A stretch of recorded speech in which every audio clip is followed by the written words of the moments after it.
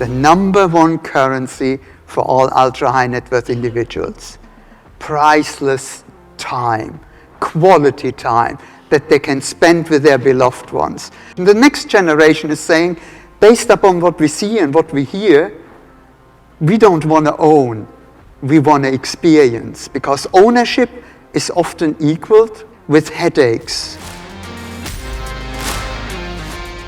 A lot of things in the MLC that are very vague. Does that need to be stronger? I would disagree that MLC is made the situation worse. I would say the MLC has introduced significant improvements. What it has brought is greater awareness of, rights and obligations on both sides of the fence.